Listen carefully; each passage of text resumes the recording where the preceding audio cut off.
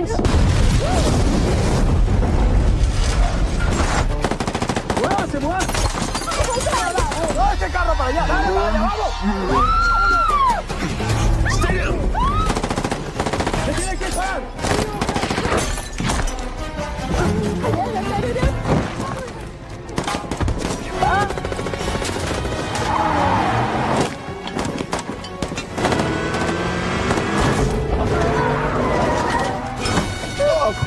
Oh.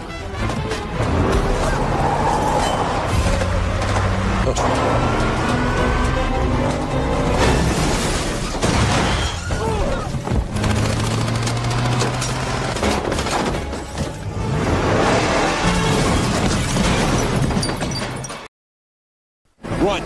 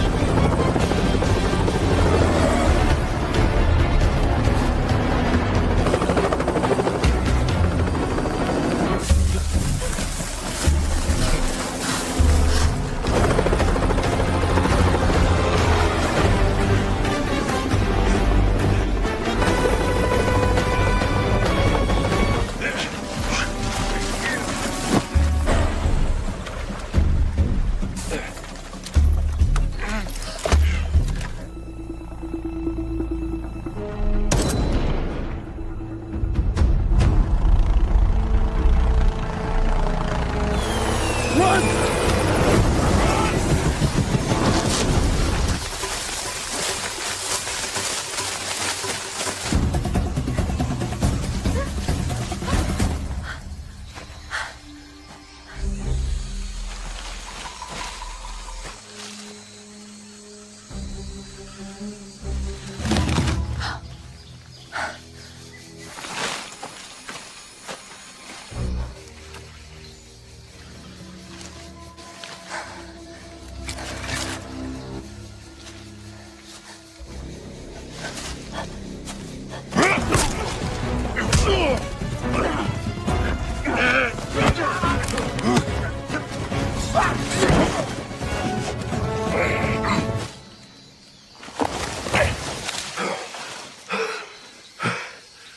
Mason.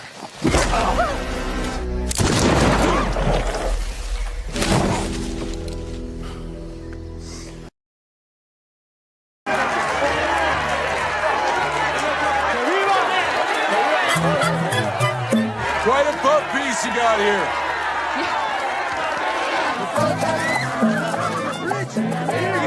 Y que para atrás, y que para adelante, right?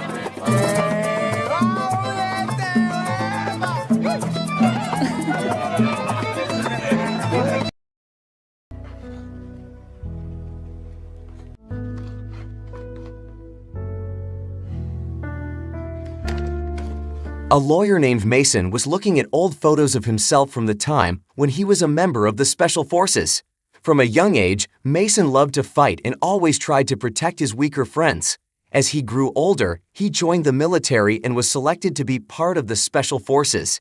At one point, Mason and his team were tasked with eliminating the president of Paldonia, who was considered to be extremely cruel to his people. However, during the mission, Mason's team's helicopter was shot down by a group believed to be loyal to the Paldonian president.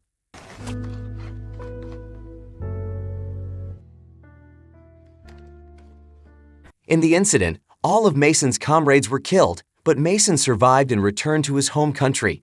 Mason decided to leave the military and switched careers to become a lawyer, leading a normal life. After reminiscing about his past, Mason hurried to take his daughter to school. On the way, Mason's daughter mentioned that one of her schoolmates was always bothering her. Instead of giving wise advice, Mason told his daughter to beat up the bully if they bothered her again. All right. Okay, we're here. Remember your backpack. Learn things. After dropping his daughter off at school, Mason went to his office to carry out his work as usual. That day, Mason received a special visitor named Sebastian, a former military officer who used to be Mason's superior. Sebastian's visit was to offer Mason a mission. Sebastian then took Mason to his company, which operates in the Defense Initiative Services sector. There, Sebastian offered Mason a job to escort a journalist named Claire, who was going to interview the president of Paldonia, the same president suspected of killing Mason's former comrades. Sebastian specifically chose Mason because of his combat experience and promised to pay him a substantial sum. After hearing Sebastian's explanation, Mason asked for time to think and promised to inform Sebastian the next day. Venegas is sending a plane to DC tomorrow to pick you guys up. This is me trying to hook you up, okay? No drama. Who's a journalist? Afterward, Mason went to pick up his daughter from school. But when he arrived, he saw his wife was already there. It turned out that Mason's wife had been called by the school because their daughter had beaten up the bully. Their daughter also told the teachers that it was her father who had encouraged her to do it. This made Mason's wife furious because she believed Mason had taught their daughter something wrong. She asked Mason to stay away from their lives for a while. Feeling fed up with his normal life full of problems, Mason decided to accept Sebastian's mission. I'll go.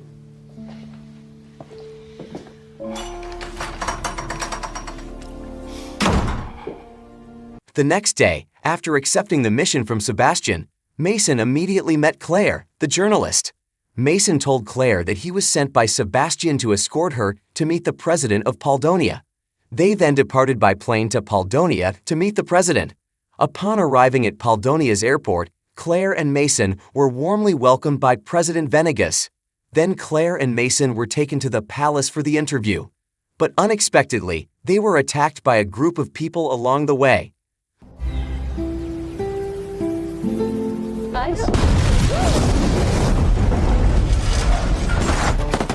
¡Muévase, muévase! ¡Todo ese carro para allá! ¡Dale, dale, vamos! Stay down! ¡Se tiene que parar!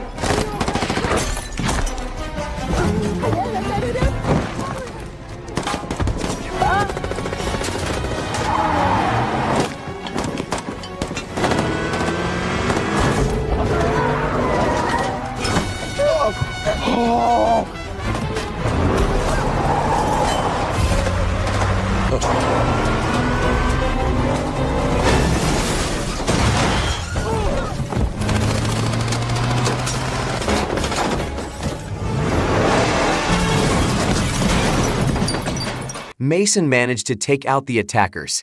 He initially accused Venegas of orchestrating the attack, but Venegas swore that those people were not his men. In fact, the attackers had also tried to kill Venegas. Venegas explained that over the past few months, he had been repeatedly attacked, and he believed there was a coup attempt against him. That was why he wanted to be interviewed by Claire to get the news out to the international media. Despite Venegas' explanation, Mason was still skeptical. Let's move.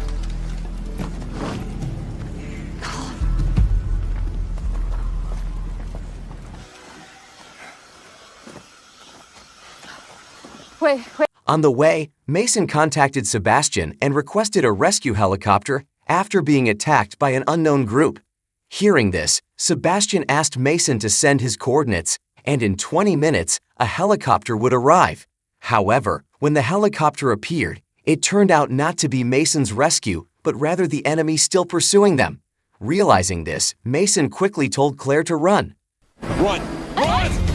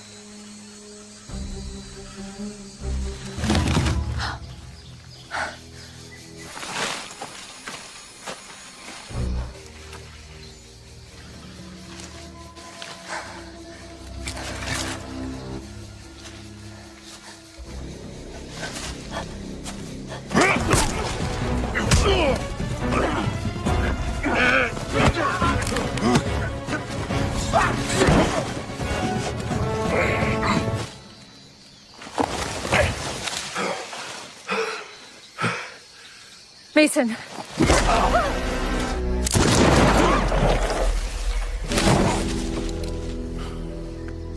Venegas successfully saved Mason and Claire. From that moment, Mason began to believe that the attackers were not sent by Venegas. Venegas then invited Mason and Claire to rest in a village not far from their current location. The village was Venegas' birthplace. There, they were warmly welcomed by the villagers and the village head, who was a childhood friend of Venegas. After freshening up, Claire began to interview Venegas with the limited equipment available, witnessed by the villagers. During the interview, Claire asked about the allegations of Venegas' cruelty toward his people. Venegas firmly explained that all of it was slander. This was evidenced by the villagers, who clearly loved Venegas. Venegas also explained that Poldonia was very rich in a rare material called lanthanide, which is crucial for all existing technology. Because of this, many major countries wanted to exploit this material. That is why Venegas was always portrayed as cruel to his people. They wanted to overthrow and eliminate him to exploit the lanthanide material.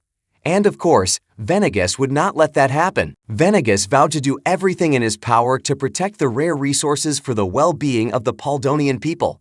Hearing Venegas' statement, the villagers immediately cheered in support.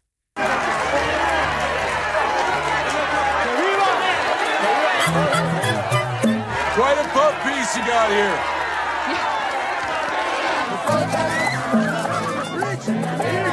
Y que para atrás, y que para adelante, right?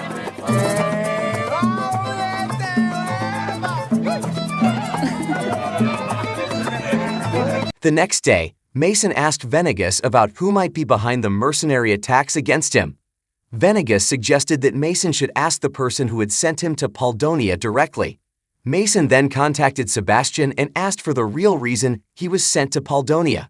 Sebastian explained that he had intentionally sent Mason to escort Claire because he knew there would be many attacks. If Sebastian had assigned another bodyguard, Claire's safety would not have been guaranteed.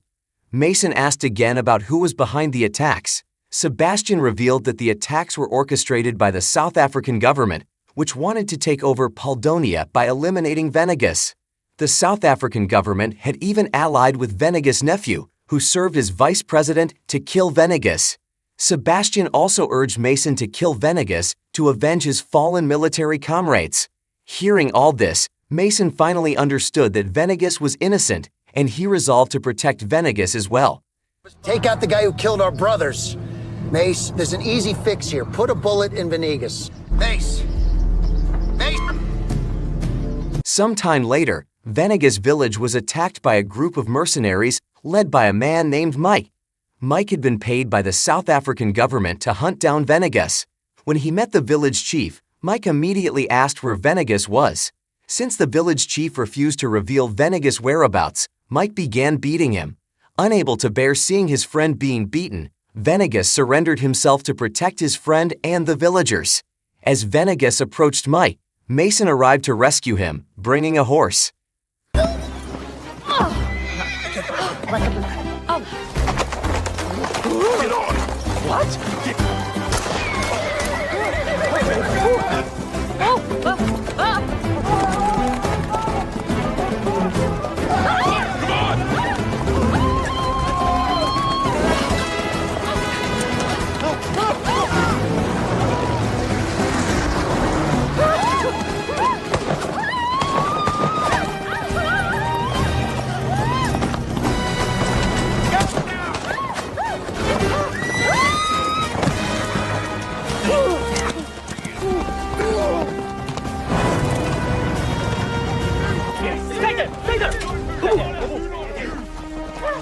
Claire was captured, but Mason managed to get Venegas away from Mike's group. As they walked to a safe place, Venegas told Mason about a past incident in which an American military helicopter was shot down by African mercenaries in the area. Upon hearing this, Mason realized that the American helicopter that was shot down was his own unit. From this story, Mason finally understood that the group that attacked his team were African mercenaries, not Venegas men. Mason could only remain silent, feeling guilty for wrongly blaming Venegas. Venegas also planned to trade himself for Claire to resolve the situation. Venegas then took Mason to the home of his friend, Smith. There, Venegas asked Smith to help him with the exchange between himself and Claire, who was being held captive by Mike's group. Smith agreed to help Venegas gladly. Stupid idea.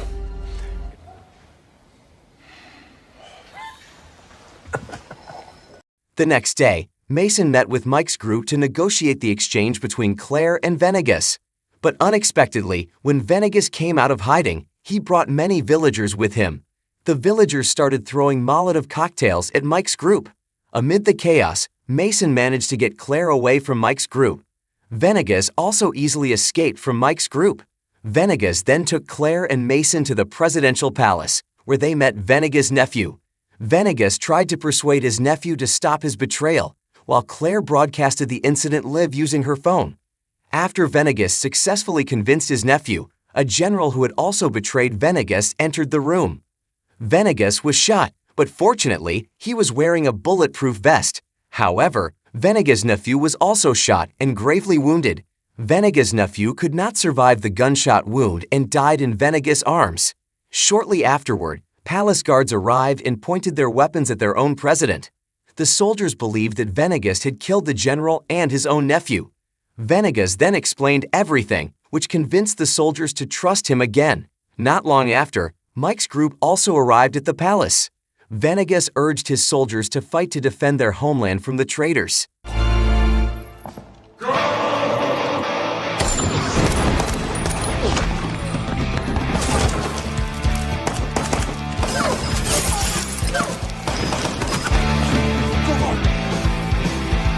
In the midst of the battle, Sebastian unexpectedly arrived with his troops to extract Claire and Mason. Outnumbered and outgunned, Sebastian's forces managed to push back Mike's group. A few days after the incident, news about the truth of Paldonia was broadcast on all national TV channels. The whole world now knew that President Venegas of Paldonia was a good man who had been slandered by greedy people wanting to exploit Paldonia's resources.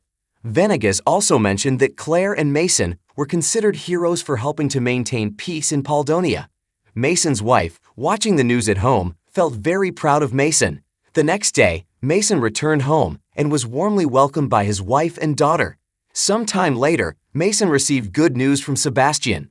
Mason then went to an ATM to check his account balance, and to his surprise, Sebastian had transferred Mason's $5 million payment. From that moment, Mason felt that his life would now be amazing and meaningful. What's up? I had purpose.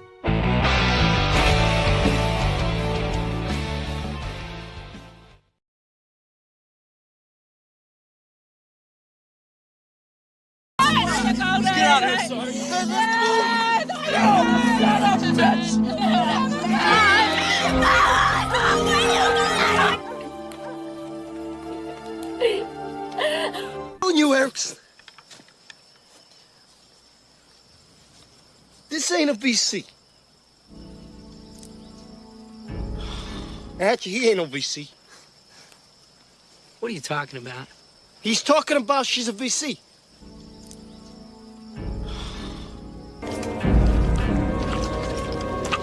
Oh, man, I ain't gonna rape nobody. You gotta back me too, okay? Got it. Okay, so, okay. Oh, shh, shh, shh. I'm not gonna hurt you. Okay. Stay still. Okay.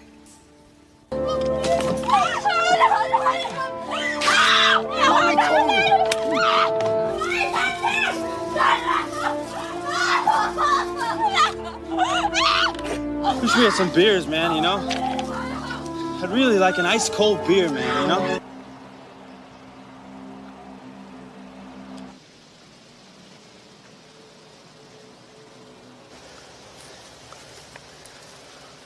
You guys give me Big Brother. I want to prearrange Boo-Boo support.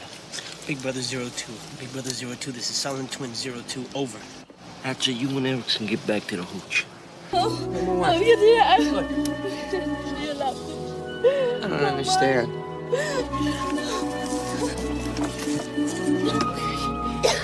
Take it easy. It's okay, good. You don't have to worry about coughing anymore, son!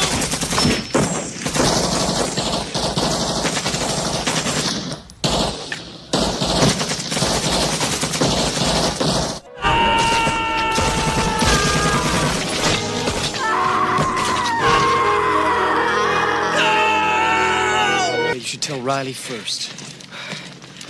You see him, man? That was freaky, man. That was very freaky. All right. I'd like to get out of this particular company, yes, sir. Nobody's trying to keep you from doing a goddamn thing. I'll get you out of the bush, out of the infantry, any fucking place you want to go, you name it. My function here is just to tell you how something like this is going to come down. Yes, sir. All right. Hold it, thanks, Sergeant. You sick son of a bitch. What happened? I told them, and they don't care! Nobody cares, Reserve.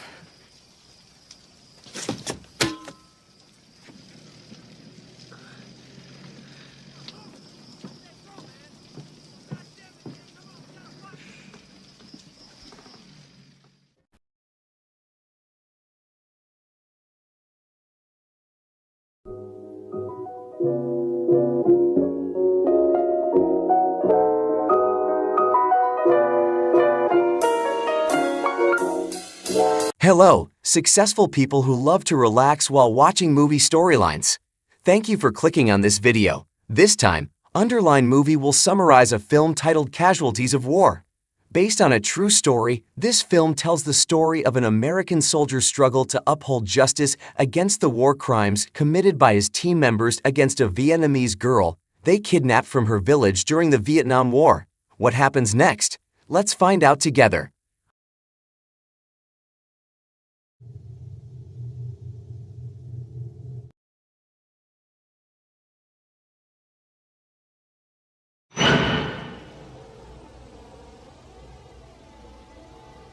On a train, a man named Erickson wakes up from his sleep and sees a Vietnamese woman in front of him.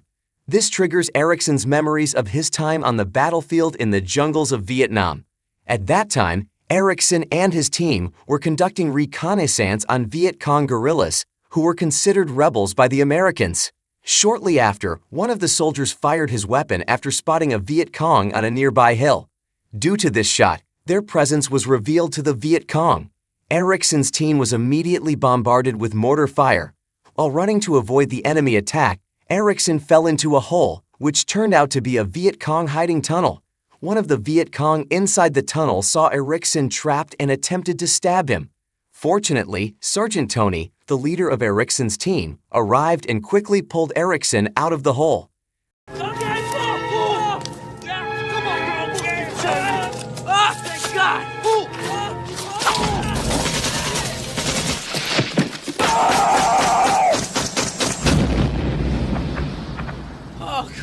The next day, Erickson's team left the jungle and entered a village. In the village, they tried to ask the villagers where the Viet Cong were hiding, but the villagers did not understand what they were saying. After that, Erickson's team rested near the rice fields. While they were chatting casually, they were suddenly attacked by Viet Cong guerrillas.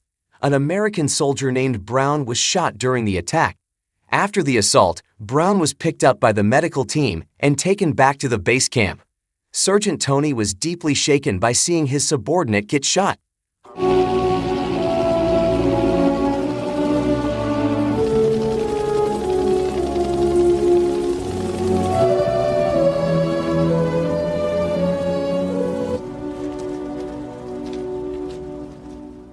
A while later, Ericsson's team was ordered back to base camp.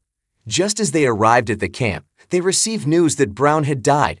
That night, Sergeant Tony introduced a new soldier who would replace Brown to his team. The soldier's name was Diaz. The next day, Ericsson's team was assigned to scout a village suspected of being a Viet Cong guerrilla base. Sergeant Tony planned to leave early with his team because they would first stop at another village to kidnap a village girl to satisfy their lust. The destination is Hill 209 in the Tracuke River Valley. We're out of here in the morning at 0500. Because what we're gonna do is requisition ourselves a girl. In the early morning, Sergeant Tony and his men reached the targeted village and kidnapped a village girl. However, Erickson felt that his comrades had crossed the line and committed a war crime. But as a subordinate, Erickson couldn't do anything. The girl's parents could only cry and beg for their daughter to be released. The villagers who witnessed the event also did not dare to confront the American soldiers. Let's get out of here, Sergeant. Shut up, bitch!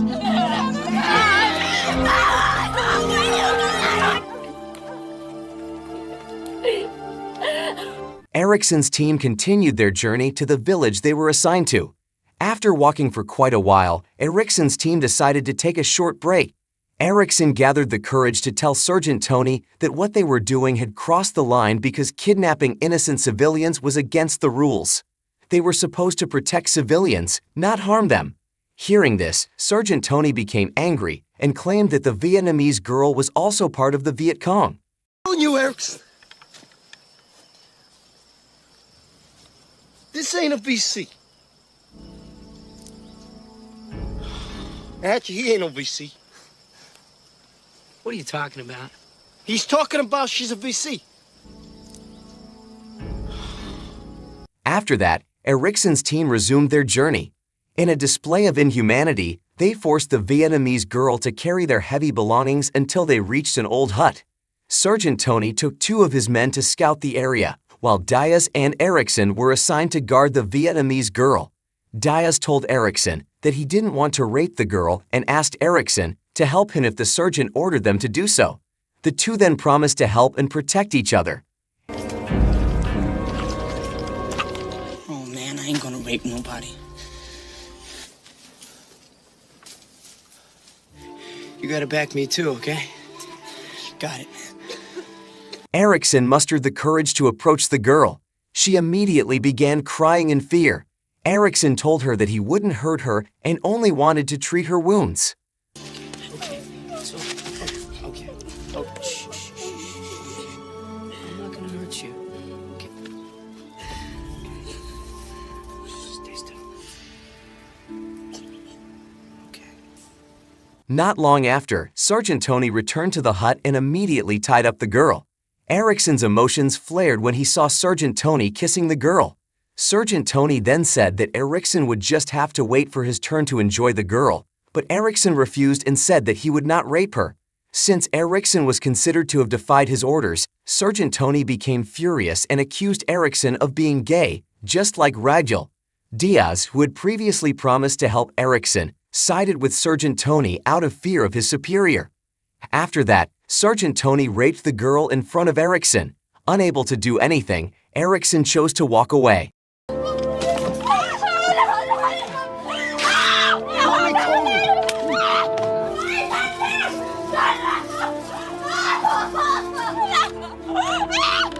Wish we had some beers, man, you know? I'd really like an ice-cold beer, man, you know? Throughout the night, Sergeant Tony and the other soldiers took turns raping the girl.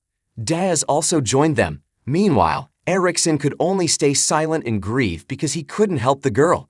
The next morning, from the hills, they saw several Viet Cong emerge in an area near the river. Sergeant Tony ordered Hatcher and Erickson to return to the hut to retrieve ammunition supplies, while Diaz was instructed to contact headquarters to request air support.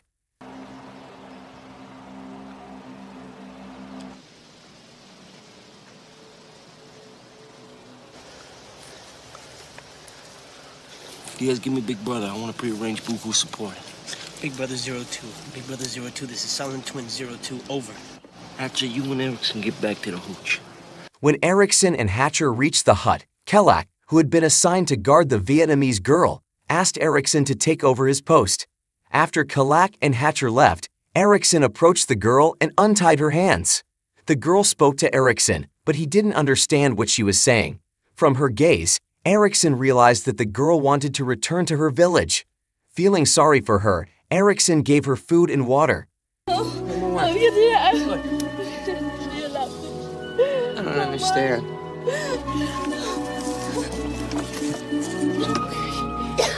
Take it easy. It's okay, good. Kalak, who had just met with Sergeant Tony, was ordered to go back and retrieve Erickson and the Vietnamese girl. Meanwhile, at the hut, Erickson successfully convinced the Vietnamese girl to come with him. But as they were about to leave, Kalak caught them. Kalak then instructed Erickson to take the girl to the hills. Upon reaching the hill, the girl kept coughing because she was ill. Sergeant Tony ordered Erickson to kill the girl to prevent their position from being discovered by the enemy. However, Erickson refused the order. Unexpectedly, their air support arrived earlier than expected. This caused Sergeant Tony to panic, fearing that their kidnapping would be discovered by their superiors. Sergeant Tony eventually ordered Diaz to kill the girl. As Diaz was about to stab the girl with a knife, Erickson fired his weapon into the air, revealing their position to the enemy. A firefight ensued. You don't have to worry about coughing anymore, son!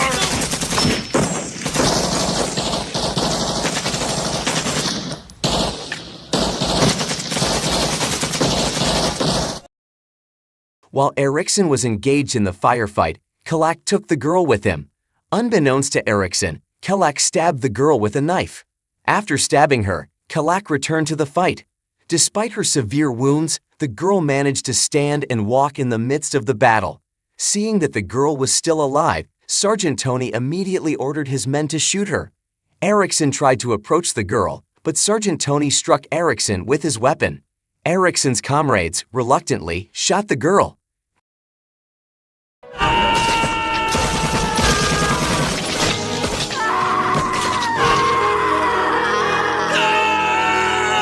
The air support that had arrived immediately attacked the area suspected to be the Viet Cong guerrilla hideout. Meanwhile, Erickson could only stand in silence, watching the Vietnamese girl die at the hands of his comrades. Shortly after, Erickson fainted. Sometime later, Erickson woke up in the base camp hospital. He then went to see a friend from another team and told him everything that his sergeant and team members had done. But suddenly, Kalak approached Erickson and threatened him not to tell anyone about what they had done in the field. Erickson remained silent and did not resist. After Kalak left, Erickson's friend suggested reporting the incident to Lieutenant Raleigh. You should tell Riley first. You see him, man? That was freaky, man. That was very freaky. All right. When Erickson reported the incident to Lieutenant Raleigh, the lieutenant dismissed it, saying such things were common in the military. Lieutenant Raleigh urged Erickson to forget about the incident and decided to disband Erickson's team, assigning him to a new one. After that, Erickson went back to see his friend. Determined, Erickson decided to pursue the case further and report it directly to Captain Hill. Erickson then met with Captain Hill and reported the incident. However, Captain Hill's response was not much different from Lieutenant Raleigh's. Captain Hill said that if the incident were exposed, it would cause a major international issue and embarrass the U.S. military. I'd like to get out of this particular company, yes, sir. Nobody's trying to keep you from doing a goddamn thing. I'll get you out of the bush, out of the infantry, any fucking place you want to go, you name it. My function here is just to tell you how something like this is going to come down. Yes, sir. That night, while Erickson was lighting a cigarette in a room, someone slipped a grenade into the room. Shortly after, Erickson heard Hatcher calling Kalak's name before moving away from the area. Erickson soon spotted the grenade near him.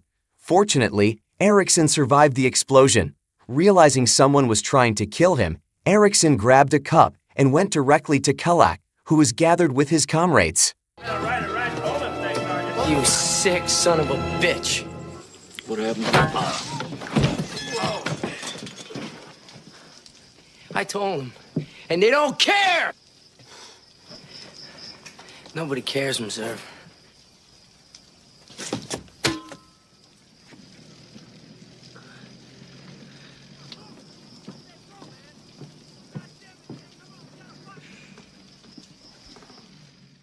After that, Erickson drank alone at a bar to calm his mind. Not long after, a soldier who was also a chaplain approached Erickson. The soldier asked Erickson to share the problems he was facing.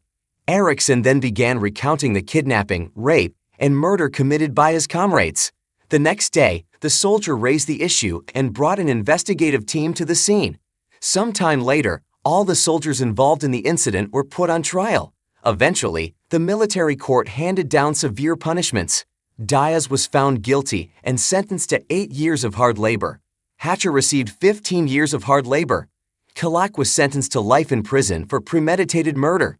Meanwhile, Sergeant Tony was sentenced to 10 years of hard labor. All sentences will begin immediately at the United States Disciplinary Barracks, Fort Leavenworth, Kansas.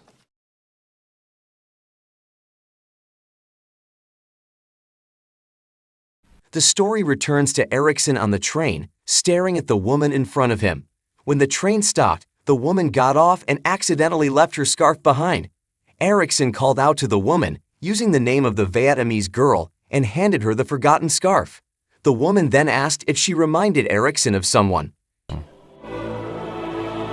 Yeah. Chào ông.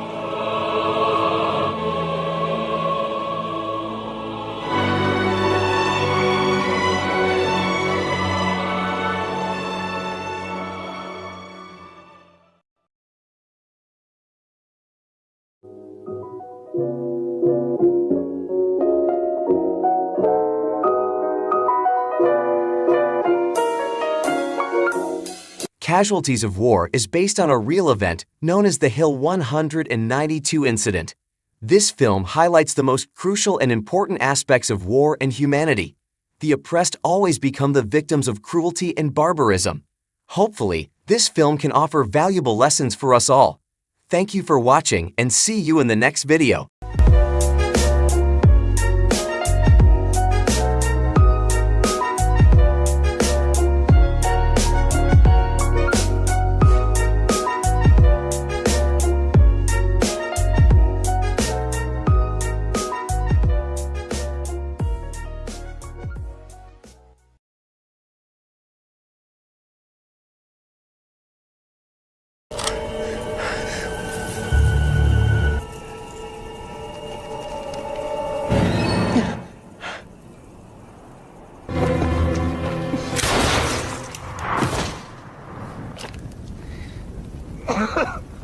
Back up.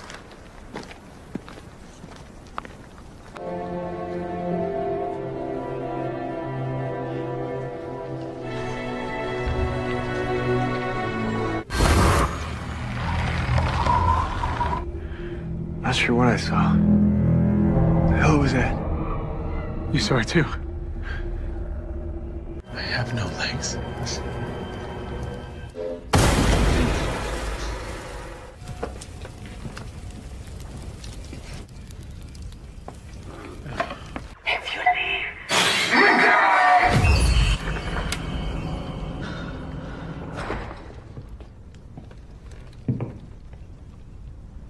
What?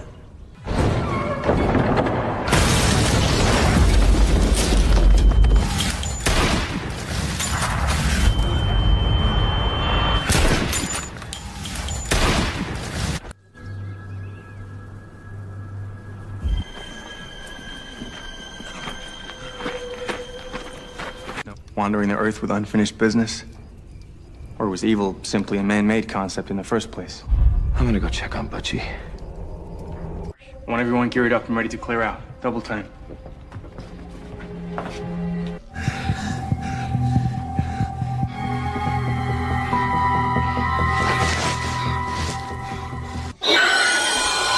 What do you want?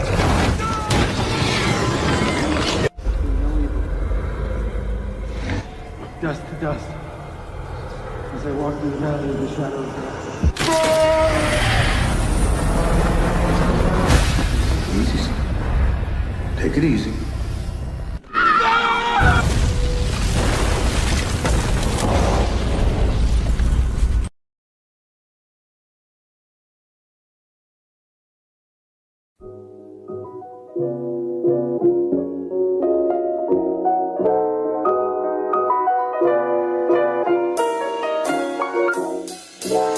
hello to all the successful people who enjoy lounging while watching movie plots.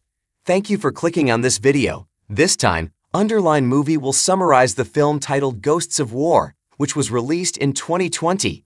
The film is set during World War II and tells the story of 5 American soldiers who are terrorized by a mysterious figure. The plot of this film is unique and completely unpredictable. How does the story unfold? Let's find out together.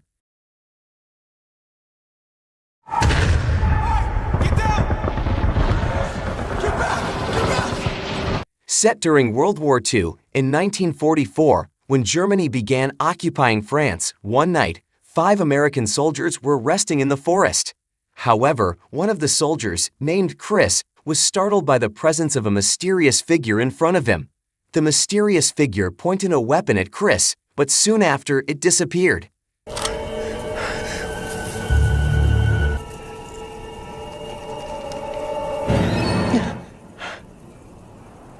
The next morning, Chris and the other soldiers continued their journey to a guard post on a hill, 30 miles away from the forest. Chris, a lieutenant, led the small squad.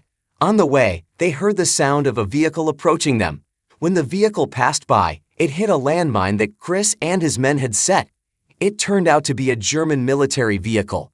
Chris and his men began looting the belongings of the German soldiers who had died in the explosion, but there was still one German soldier alive. An American soldier named Butchie challenged the German soldier to a fistfight. At first, the fight was even, but as Butchie was about to be defeated, Chris shot the German soldier.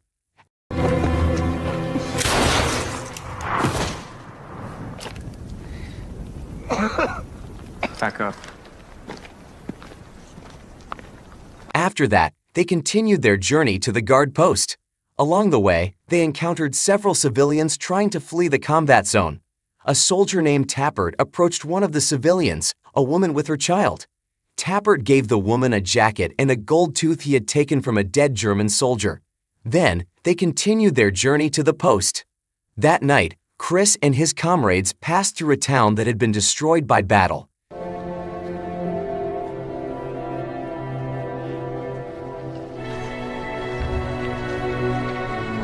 The next morning, they arrived at a large house that had been turned into a guard post for French soldiers. The house belonged to a doctor named Hellwig, who had been killed by German soldiers. In the house, they met the American soldiers who had been guarding the post before them.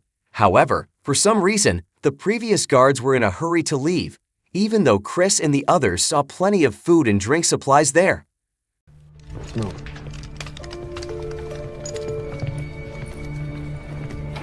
Chris and his men began exploring the large house, looking for items they could use. Tappert went to the basement and saw a photo of the Hellwig family. Shortly after, some items behind Tappert suddenly moved on their own. Meanwhile, Chris, in another room, saw a burnt carpet and a chair. He also heard strange noises coming from behind a wall. In another room, Butchie heard someone knocking on a door nearby. Butchie tried to open the door, but it was locked. As Butchie walked away, the door suddenly opened by itself.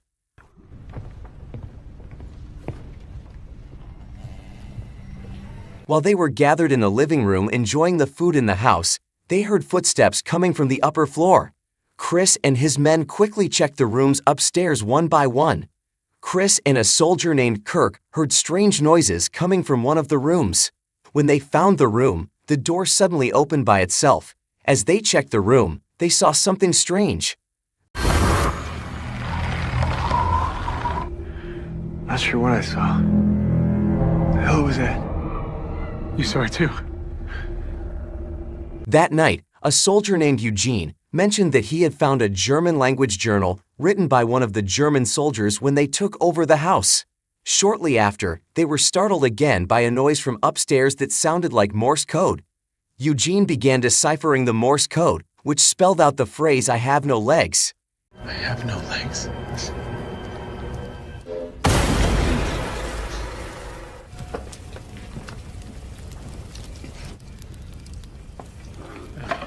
After that, Chris ordered Tappert to go to the attic to find the best vantage point since Tappert was the sniper of the group. Meanwhile, Eugene went to the basement to read the German soldier's journal that he had found earlier near the Hellwig family photo. Soon after, The candle Eugene was carrying suddenly went out. When Eugene relit the candle, he noticed that the Hellwig family photo had disappeared. Meanwhile, in the attic, as Tappert was scanning the area around the house through his gun sight, suddenly,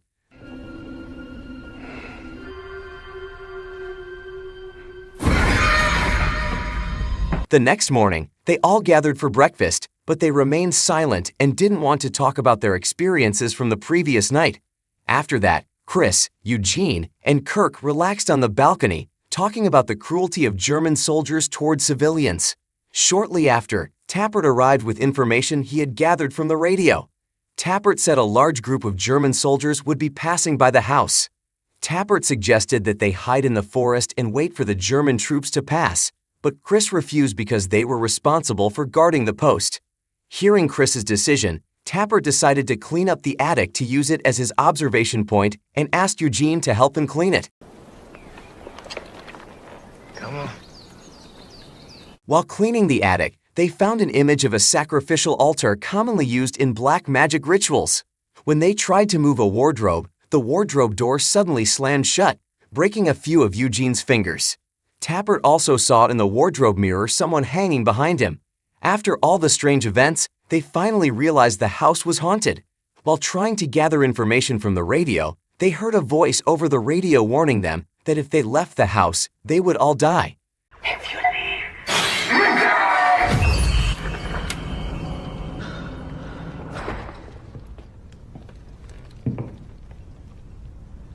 What? That night, a group of German soldiers arrived and inspected the house. However, Chris and his friends had locked all the doors. The German soldiers assumed the house was abandoned. As they were about to leave, there was a loud banging noise from inside the house. Hearing this, the German soldiers immediately attacked the house.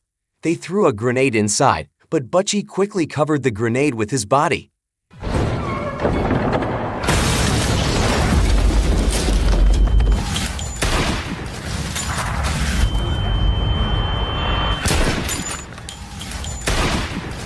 As the German troops kept coming, Chris and the others split up and hid. Strangely, the German soldiers chasing them started dying on their own.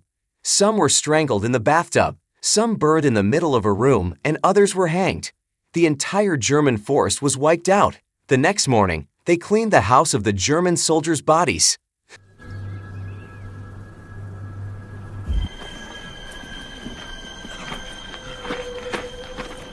The following night, Eugene told his friends that what happened to the German soldiers was the same thing that happened to the Hellwig family. This was written in the journal of the German soldier that Eugene found in the house. The journal described how, after the German soldiers took over the house, they tortured every member of the Hellwig family in the same way the German soldiers who attacked them had died. The Germans didn't even bury the Hellwig family's bodies. They just piled them up somewhere. Eugene believed this was why the spirits of the Hellwig family were haunting the place. But Chris still didn't believe in any of the supernatural stuff. Wandering the earth with unfinished business? Or was evil simply a man-made concept in the first place? I'm gonna go check on Butchie. Chris went to check on Bucci, who was severely injured by the grenade explosion. The next morning, a shadowy hand touched Bucci's face. After that, Chris and the others found Bucci conscious and shouting that none of it was real. Shortly afterward, Bucci passed away.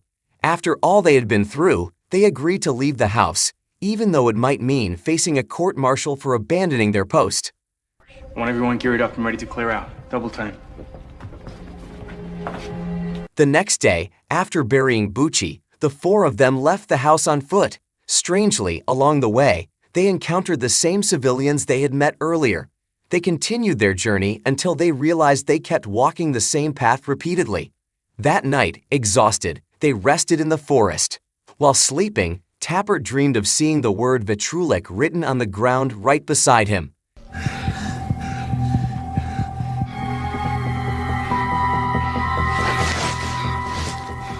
The next morning, they resumed their journey but kept ending up on the same road. Feeling trapped, they decided to return to the house to find the bodies of the Hellwig family and give them a proper burial. Chris scattered flour on the floor so they could communicate with the spirits of the Hellwig family to find out where their bodies were. As night fell, They saw footprints in the flour leading toward Chris, and suddenly, What do you want? the figure dragged Chris out of the house and took him to a location. Chris's men chased after him until they finally found the bodies of the Hellwig family. As they were about to bury the Hellwig family, Eugen found the missing last page of the journal he had discovered. From that page, Eugen learned that the Hellwig family wasn't French but Afghan. The reason the German soldiers killed them was that they had been hiding Jews in the walls of their house. After that, they buried the Hellwig family and prayed for them. Dust to dust. As I walk through the valley of the shadow of death. They found a chest at the place where they found the Hellwig family's bodies. The chest was filled with cigars from Afghanistan. Eugene remembered that the German soldier mentioned something about the chest in his journal, but the entry stopped after they opened it. The journal stated that burying the Hellwig family only gave them the power to come back to life at the same time. Tappert, who had become possessed, performed a ritual over the sacrificial altar drawing. The Hellwig family's corpses suddenly appeared in front of Chris and the others. Chris and the others tried to fight off the attacking corpses of the Hellwig family. When Chris faced the mirror, something unexpected happened. Easy, son. Take it easy. It turned out that Chris and his comrades had been sleeping in a secret facility owned by the U.S. military the entire time. Chris also saw that none of his men's bodies were intact, and even he had lost both of his legs. After the doctor explained what had happened to Chris, he remembered when he and his men were stationed in Afghanistan. They were tasked with protecting the Hellwig family from rebel forces. Hellwig was an important doctor to the Afghan government, but at the time, Chris and his men hid and couldn't do anything as they watched rebel forces attack the Hellwig house. The Hellwig family was brutally murdered by rebel, and only Hellwig's wife survived. Afterward, the rebel forces left the Hellwig house. As Chris and his men were about to leave, Hellwig's wife unexpectedly ran toward them with a bomb.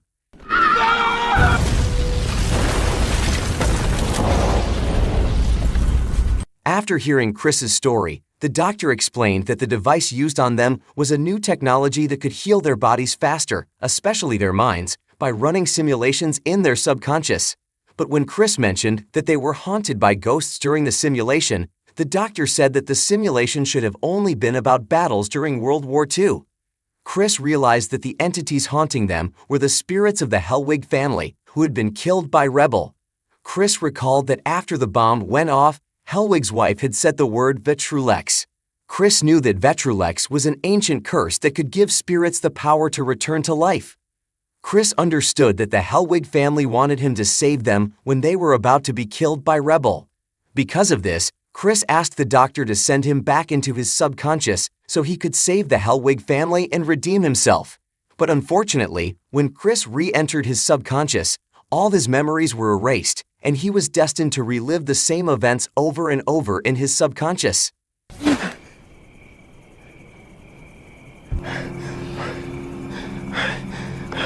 What do you want?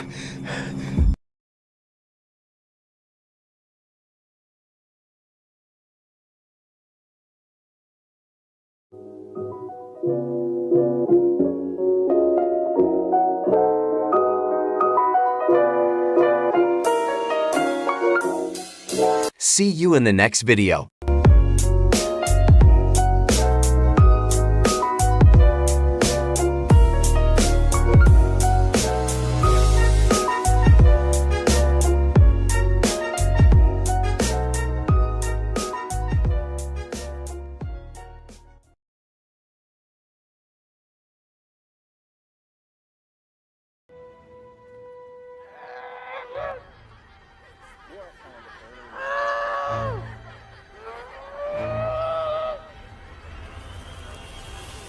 This time, Underline Movie is discussing a film titled Little Boy. The film tells the story of a boy who wants to have strong faith.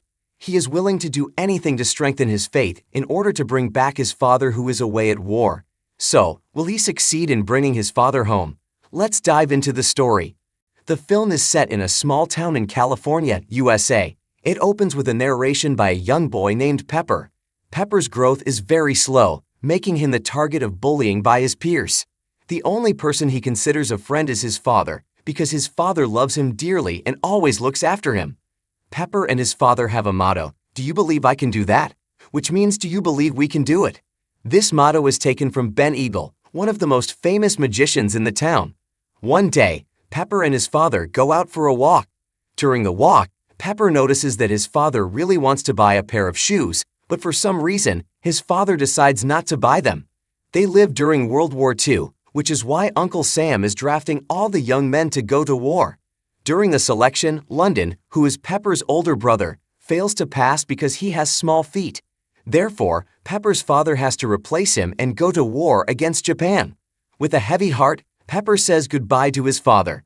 The scene changes to Pepper being measured for his height by Dr. Fox, who is the father of Freddy, the boy who always bullies Pepper. Pepper's height hasn't increased, but Dr. Fox's data isn't enough to conclude that Pepper is a dwarf. For now, he gives him the nickname Little Boy. Pepper's father sends a letter saying that he will return home before the 15th. Knowing that his father will be home soon, Pepper goes to the shoe store and buys the shoes his father has been dreaming of. Pepper also buys 2 tickets to watch a performance by Ben Eagle. As he is about to head home, Pepper encounters Freddy and is bullied by him and his friends. At the same time, Pepper's mother is visited by a soldier named Colonel Bob, who informs her that Pepper's father has gone missing while on a tactical mission in the Philippines. Hearing this, Pepper is devastated and gloomy. London then invites Pepper to watch Ben Eagle's performance with the tickets Pepper bought.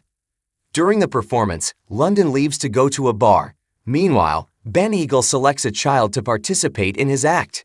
Ben Eagle says he will choose someone who has already been selected by fate.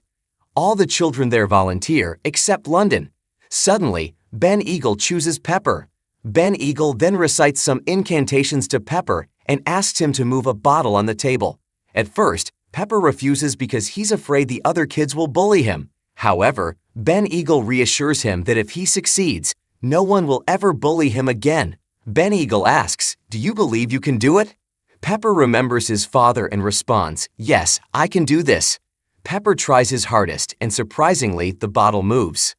The next day, Pepper attends church and hears a sermon about what they can do for their loved ones who are away at war. The preacher says that if someone has faith, even as small as a mustard seed, they can move mountains. If they can move mountains, they can do anything, including ending a war. Pepper is inspired by these words and steals a mustard seed. However, as he leaves, he bumps into Hashimoto, who is of Japanese descent. Due to the Pearl Harbor incident, everyone in the town hates Japanese people. Pepper then tells London that he met a Japanese person at the store. London plans to teach Hashimoto a lesson. However, Mr. Oliver is present, so London can't do anything. That night, London and Pepper go to Hashimoto's house, intending to burn it down. Pepper throws a rock at Hashimoto's house. As London is about to throw a Molotov cocktail, he trips and falls. Perhaps that's why the army didn't accept a man with small feet. The next day, London is arrested by the local police, while Pepper is given guidance at the church.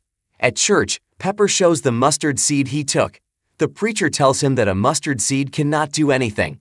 Pepper insists that he can move a bottle. Mr. Oliver then asks Pepper to demonstrate it. Pepper tries, but he cannot move the bottle. He keeps trying again and again until Mr. Oliver moves the bottle himself. Mr. Oliver tells Pepper that it was his faith that moved the bottle, and that's how faith works. Pepper then asks, "How do you get great faith?" He still wants to move a mountain so he can bring his father back. Mr. Oliver gives him an old note listing what someone can do to have great faith: feed the hungry, shelter the homeless, visit those in prison, clothe the naked, visit the sick, and bury the dead. Mr. Oliver adds one more task: befriend Hashimoto. To bring his father back, Pepper begins his mission. First, he tries to befriend Hashimoto. He apologizes for what he did, but Hashimoto shuts the door on him. The next day, Pepper offers Hashimoto a soda, but Hashimoto throws it away. Mr. Oliver advises Pepper to take a walk with Hashimoto. Feeling sorry for him, Hashimoto agrees to go for a walk with Pepper. Hashimoto takes Pepper to town to buy a drink, but the storekeeper refuses to sell to Hashimoto. Pepper then meets with Mr. Oliver to ask if he can cross Hashimoto off his list. However, Mr. Oliver knows that Pepper hasn't truly befriended Hashimoto with all his heart. He tells Pepper that he can only cross Hashimoto off the list once there is no more hatred toward him. Pepper then visits his brother, who is in prison, and reads the list to him. London becomes angry and disagrees with Pepper's decision to befriend Hashimoto. When Pepper returns home, he encounters Freddy, but fortunately, Hashimoto saves him. When Pepper arrives home, he sees his mother crying. Feeling sad, he wants to continue his mission but has no one left to help him. Pepper then asks Hashimoto for help. They start by visiting Hashimoto's friend in the hospital, then providing shelter to Taikab, an orphan who works at the Busby family workshop. They also go to a sewing community, where Pepper knits a garment for an unborn baby. Later, Pepper and Freddy visit Pepper's house. Dr. Fox, who is trying to get close to Pepper's mother, thinking she will soon be a widow, attempts to win her attention. Dr. Fox also arranges for London to be released from prison. While they are having dinner, Freddy sneaks into Pepper's room and steals his ancient list. Pepper, who has now become good friends with Hashimoto, tells him about the incident. Hashimoto says that Pepper is similar to Masahiko, a samurai hero from Japan. Masahiko had a small stature and was merely a servant to the samurai, but he managed to defeat the Mongol giants and become a hero. Hashimoto encourages Pepper not to measure himself from head to floor, but from head to sky. With renewed confidence, Pepper confronts Freddy and demands the list back, but Freddy tears it up. Pepper then slaps Freddy with the bag he is carrying. The next mission is to feed the hungry. Pepper's mother asks him to invite a friend for dinner at their house. Since Pepper has no friends, he invites Hashimoto, whom he now considers a friend. While they are eating, London suddenly returns home. Still filled with hatred, London points a gun at Hashimoto, ordering him to leave and never approach his brother again. Hashimoto leaves, but on the way, he encounters Sam, who is furious with the Japanese because his son died in the Pearl Harbor incident. Sam threatens Hashimoto to leave town within a month. Meanwhile, London, frustrated that his brother keeps spending time with Hashimoto, angrily tells Pepper that Mr. Oliver has deceived him. Pepper insists on his belief, so London challenges him to move the mountain nearby. Pepper tries, and suddenly, the town shakes so hard that Pepper lowers his hands. Everyone in the town witnesses the event and is amazed by Pepper. At that moment, Pepper receives a letter stating that soldiers can only return home when the war is over. Upon learning this, Pepper decides to end the war with his power. However, when he talks to Hashimoto, Hashimoto admits that he doesn't believe in such power, but still advises Pepper to do what he believes in. Hashimoto then shows him the direction of Japan. With his fate, Pepper tries to end the war and keeps trying until everyone in the town sees him. One day, when Pepper is about to go to the pier, everyone calls out to him.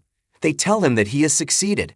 Uncle Sam has dropped an atomic bomb on Hiroshima, forcing Japan to surrender to the Allies, and the bomb was codenamed Little Boy. Pepper is overjoyed, but there is still no news about his father. Colonel Bob says that the bomb was not good for the prisoners. That night, Sam and London go to Hashimoto's house. They ransack Hashimoto's home because he didn't leave town. Hashimoto tells Sam that his actions won't bring back his son. In a fit of rage, Sam beats Hashimoto until he is nearly dead. London, witnessing the incident, tries to stop Sam and save Hashimoto. The next day, London is back in jail, while Hashimoto is in a coma, receiving serious treatment at the hospital. Pepper looks at his list and realizes that the only task left is to bury the dead. When Pepper visits Hashimoto, he wakes up from his coma but immediately starts convulsing. Meanwhile, at home, Pepper's mother meets with Colonel Bob. Colonel Bob tells her that Pepper's father has died. There's also a scene showing Pepper's father getting shot. Hashimoto drops charges against London because London was trying to protect his life. They then hold a funeral ceremony at Pepper's father's memorial stone. Pepper is deeply saddened and crushed. He feels foolish for believing in the list, but Hashimoto tells him that it was a brave act and that it was all proof of Pepper's love for his father. Pepper then goes to his father's memorial stone and places the list there. Meanwhile, London and his mother are packing up. Suddenly, Colonel Bob arrives and reveals that when Pepper's father was shot, a comrade was wearing his shoes and that person was shot and killed. Upon inspection, they found Pepper's father's identification in the shoes, so the person was mistaken for Pepper's father, and miraculously, Pepper's father survived the incident. London then picks up Pepper and tells him that he has succeeded. They head to the hospital. Upon arriving at the hospital, Pepper immediately runs to his father and gives him the shoes he wanted. The film ends. So, how was the movie, folks? Feel free to leave your best comments in the comment section. Don't forget to like, comment, and subscribe.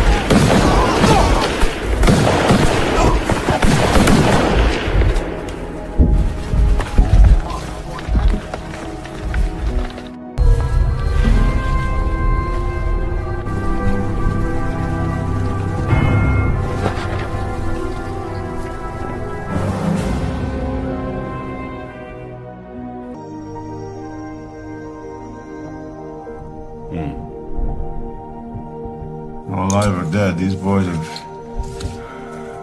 What we're gonna do is we're gonna find them. Or are you just gonna stand there, boy, or what? Private John A. Kane reporting as ordered. Captain? Thank you. I'll take it from here.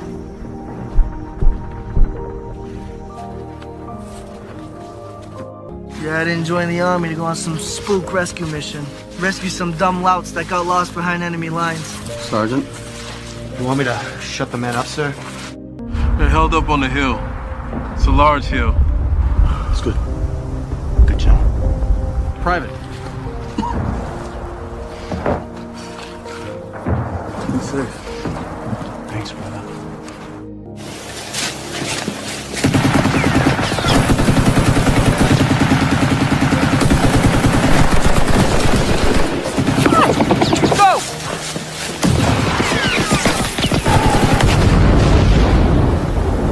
If you want to leave, leave. I'm staying. Bury your buddies before you go.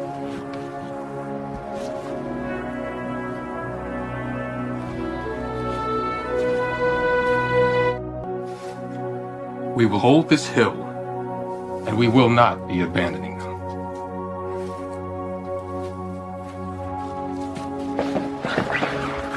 You are all my brothers. We're all one. Hell, couldn't make it back alone anyway. Hey! Here they come!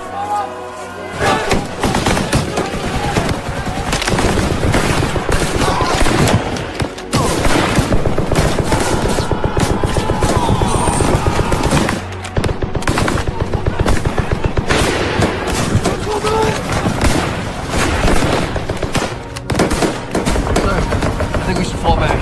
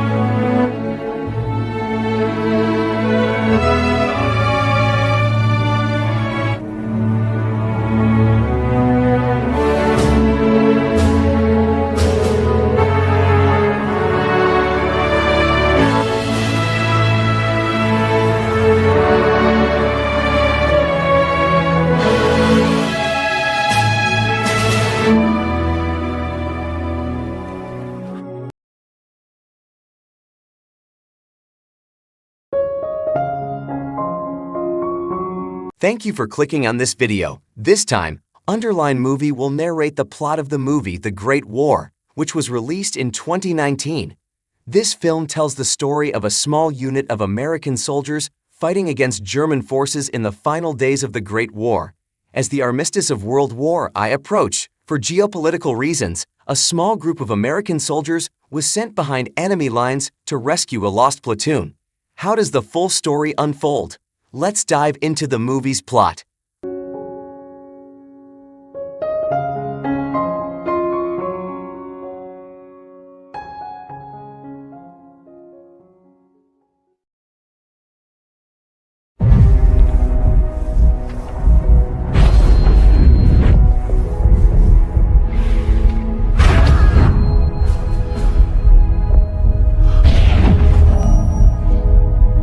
World War I, known as the Great War, was a global conflict that began in Europe and lasted from July 28, 1914 to November 11, 1918. At 11:00 a.m. on November 11, on the 11th day of the 11th month, an armistice with Germany was signed. During the final hours between the signing of the armistice agreement and its implementation, enemy forces on the Western Front began to retreat from their positions. However, fighting continued along the front lines as military leaders sought to gain territory before the war ended. The story focuses on an American captain named Will, who is still traumatized and sorrowful over the battles he has previously endured. Will has lost his comrades in earlier battles.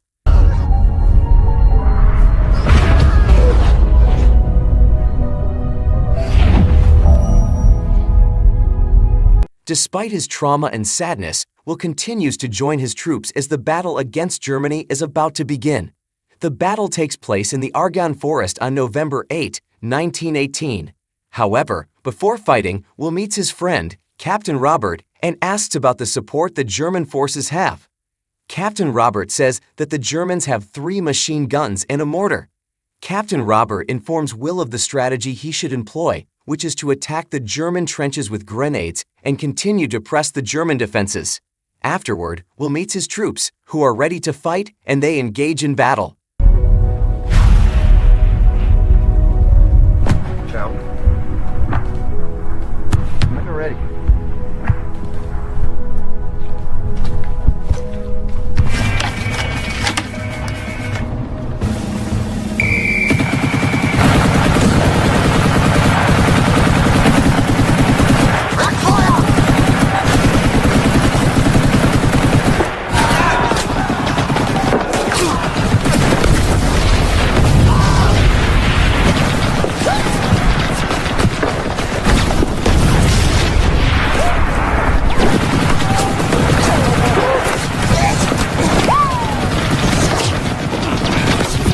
During the battle, however, Will is terrified as his trauma continues to haunt him. Seeing this, a black soldier approaches and slaps Will, who is trying to flee the battlefield.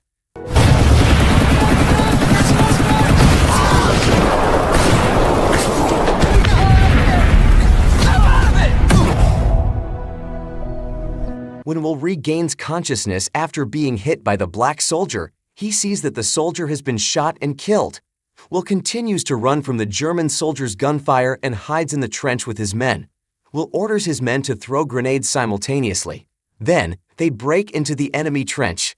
After successfully entering the German trenches, they continue to attack the German soldiers, and finally, the American soldiers on the battlefield also manage to advance and defeat the German soldiers.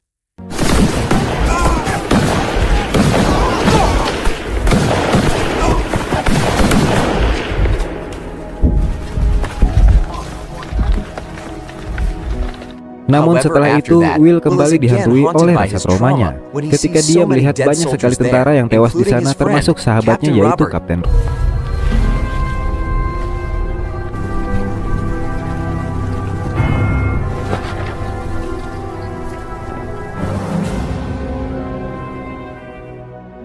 In Chaumont, France, on November 9, 1918, the colonel receives a report that Will's forces have broken through the German front lines in Argonne.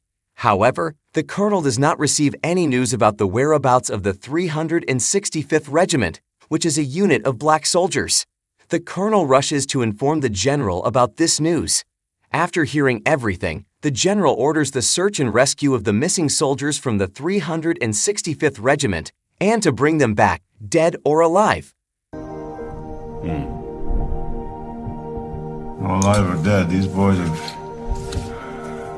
What we're gonna do is we're gonna find them. Captain Will is assigned to find and bring back the soldiers from the 365th Regiment. However, the captain is reluctant and says that his men do not get along with the black soldiers. But because the order comes from the general, Will is forced to accept the mission. After that, Will goes to the message center and looks for a black soldier named Ken.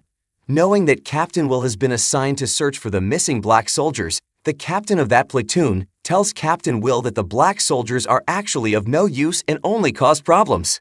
He also tells Captain Will that they shouldn't bother searching for the soldiers from the 365th Regiment because the black soldiers are just considered a burden. One of the black messengers there overhears this conversation. Shortly after, Ken arrives, and he is reassigned to Captain Will. Or are you just gonna stand there, boy, or what? Private John A. Kane reporting as ordered. Captain? Thank you. I'll take it from here.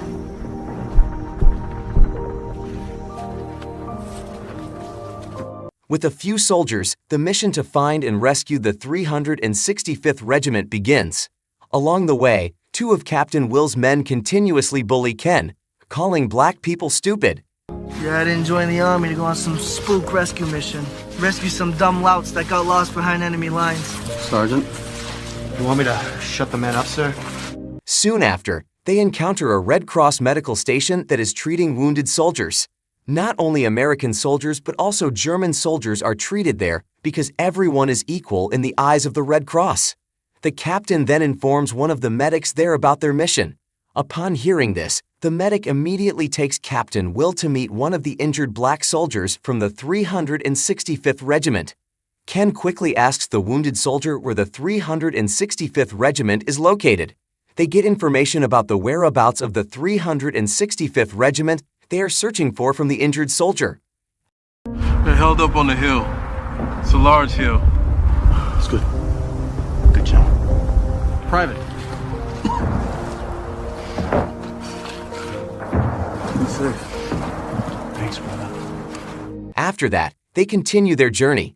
Along the way, they come across a house that appears to be abandoned. But as they approach the house,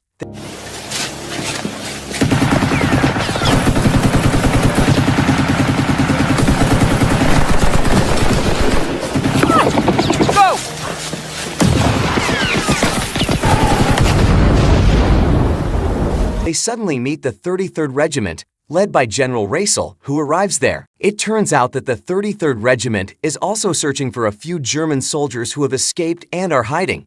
Captain Will's team helps them locate the German soldiers. Captain Will then asks General Racel about the whereabouts of the 365th Regiment. General Racel invites them to his headquarters and informs them that the area they are heading to is very risky because it is now controlled by German forces. General Racel advises Captain Will not to risk their lives to save the black soldiers because the war is about to end. However, Captain Will is determined to carry out his mission. Captain, I don't know what you're doing, but good luck. Thanks for the map. Elsewhere, the colonel reports to the general that Germany has signed the armistice agreement, which will take effect on November 11 at 11 o'clock a.m. The agreement was made to end the war. However, the French command requests that America continue to push against Germany until the final moments. So the French are looking for more territory. It would appear that way, sir. Tell the commanders there'll be no let up on the orders. It will be done, sir.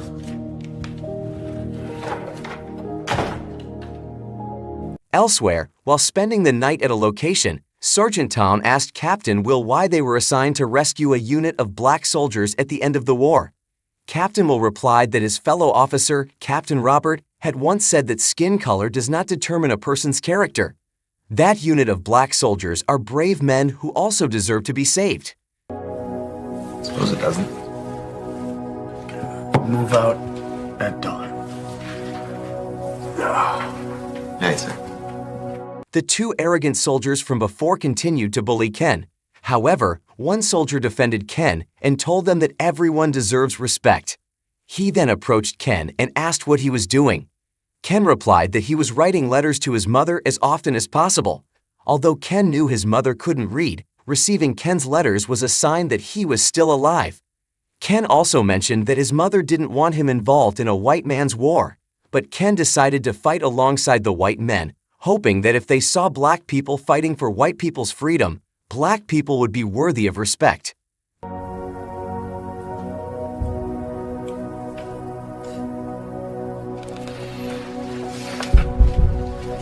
The next day, as they continued their journey, they encountered several dead German soldiers. One of Captain Will's men attempted to check the condition of the deceased German soldiers.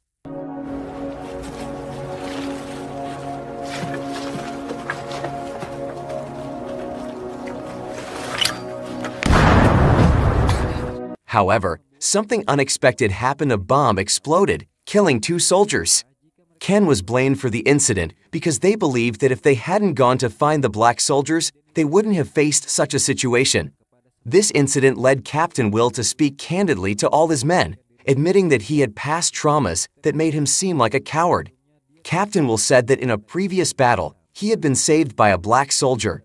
For that reason, he emphasized that in war, there is no difference between black and white soldiers. They are all American soldiers. I'm Stan. Bury your buddies before you go.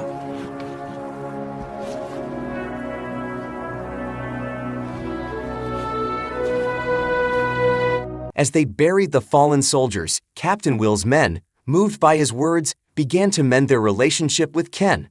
One of them helped Ken bury his fallen comrade.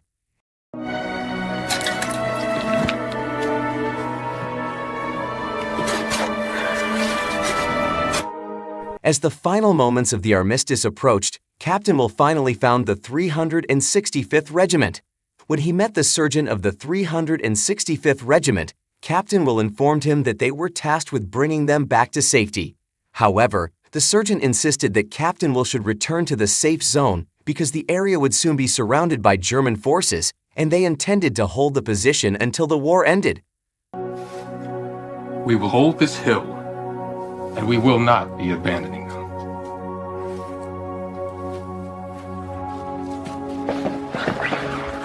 Nevertheless, Captain Will decided not to return without the 365th Regiment.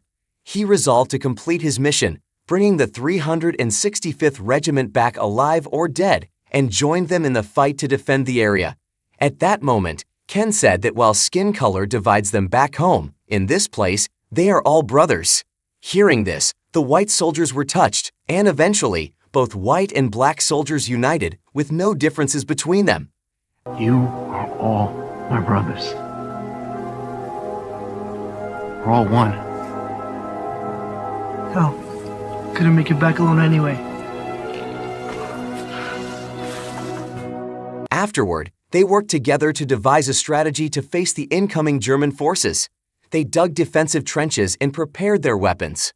While waiting for the German troops, the sergeant reported that the Germans were approaching with a white flag. The German forces sought peace and wanted to speak with Captain Will. During the discussion, the Germans asked Captain Will and his men to surrender, as they believed their numbers were superior. However, Captain Will refused and was determined to continue the fight. There's no hope to survive if we attack. I think we're gonna stay. After that, Captain Will and his men resumed waiting for the German forces. Not long after, the Germans arrived and the battle began. Here they come!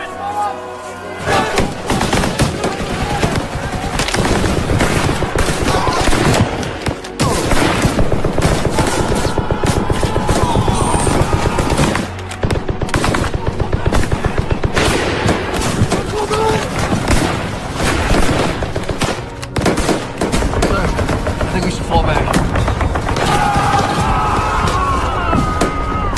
In the middle of the battle, the American forces decided to retreat because the German forces outnumbered them. However, during the retreat, Sergeant Tom was shot and killed. The German forces continued their assault with overwhelming numbers, And at that moment, Captain Will was also shot.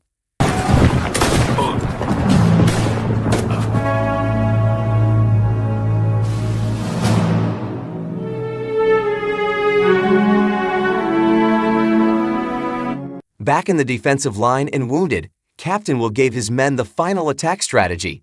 They then moved forward together to attack the German forces.